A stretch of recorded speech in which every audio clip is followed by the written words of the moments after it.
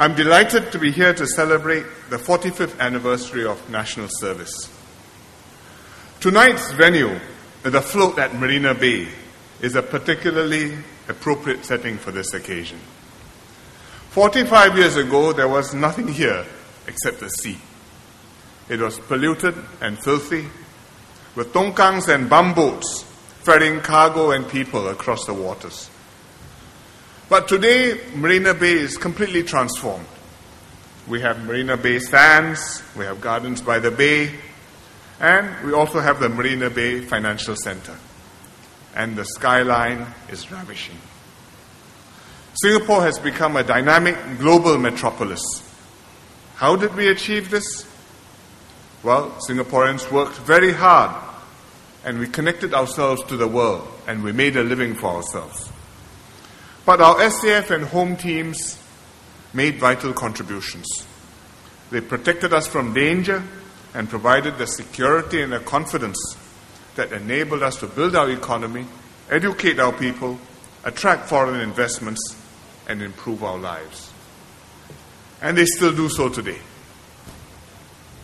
NS has been a big part of this story. Without NS, we couldn't have built up the SAF and home team to protect ourselves from potential aggressors and security threats. And tonight, we celebrate the many contributions of national service to Singapore.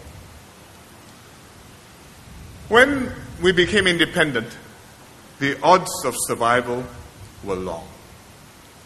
Our strategic environment was fraught with danger. The neighborhood was hostile. With virtually no armed forces of our own, Singapore was defenseless and vulnerable.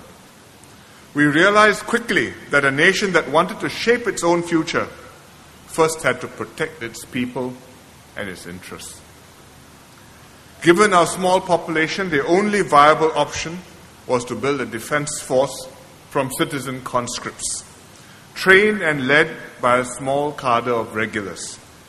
NS soldiers would form the backbone of the SAF. And in an emergency, the whole nation would be mobilized for total defense. It seems the only sensible thing to do today, but it was a very big and bold decision to make then. Thus, NS began in August 1967. 900 recruits were called up in the first batch. Most went to the SAF. Some were deployed part-time to the home team. 45 years on, more than 900,000 Singaporeans have served NS. Many NS men have become fathers and have seen their sons serve NS in their turn. This is a significant milestone. It bonds families together and strengthens our commitment to defend our home. And that's why From Fathers to Sons is the theme for this 45th anniversary celebration. I'm happy to see many fathers and their sons celebrating NS45 here with us tonight. The NS experience has improved significantly since 1967. When my wife and I visited two of our sons doing BMT on Pulau Tekong some years ago, we were impressed with the facilities and the equipment and the professionalism of the instructors. It was so much better than when I did my BMT training at 2SR Holland Road Camp back in 1971.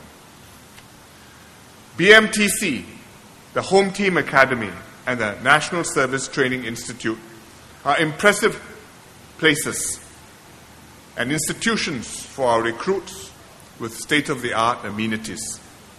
Welfare has also improved. Recruits sleep on 6-inch spring mattresses.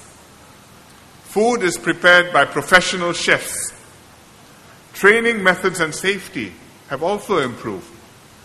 NSF learned to use the latest weapons and equipment, whether it's our SAF's Advanced Combat Man system, so that our soldiers can fight as an integrated unit, or the SEDF's Red Scorpion to help firefighters respond quickly to civil emergencies, or the police's Public Transport Security Command System to keep our public transport system safe. Other fathers have also noticed this and share my views. Mr. Chang Wan Chua, whose son, Lieutenant NS Chang Meng Yong, is a commando like him, puts it well. Today, the signal sets are lighter, the combat rations are better, and the combat boots are more comfortable and hardy. With such advancements in technology and equipment, our soldiers can certainly perform better than before. And I'm glad that Mr. Chang and Meng Yong are here with us tonight. Somewhere in the crowd, thank you for your service. We have invested in these improvements because every Singaporean son is precious. It's our duty to provide our servicemen with all the equipment, training, and support that they need to carry out their mission. But newer weapons, better welfare, or comfier amenities are only part of the solution. What's most important is our Singapore spirit, the courage to stand up and be counted when the going gets tough, the willingness to fight for our family, friends, and fellow Singaporeans, and the determination to defend our home, if necessary, with our lives. Our Singapore spirit is alive and well. We see it in NS men who volunteer for overseas deployments and put their lives online, like Major Dr. NS Matthew Cheng, who went to Afghanistan when his daughter was 4 months old. We see it in NS men who step up to assume command responsibilities under challenging circumstances, like Lieutenant Colonel NS Abdul Malik, who was the first SEDF NS-man to be appointed as Deputy Rescue Commander on an overseas deployment. In his case, when SEDF conducted a humanitarian operation in Pakistan several years ago. We see it in NS men who keep our neighborhoods safe, like DSP NS Mulyadi bin Ahmad, who commands 84 other NS men to maintain security during the Geylang Serai Bazaar, which 300,000 people visit every year. We see it in NS men who voluntarily extend their national service, like Master Warrant Officer Frederick Sia, who says he will serve until his knees give way. I'm glad that many of them are here tonight. Major Cheng, Colonel Malik, DSP Mulyadi.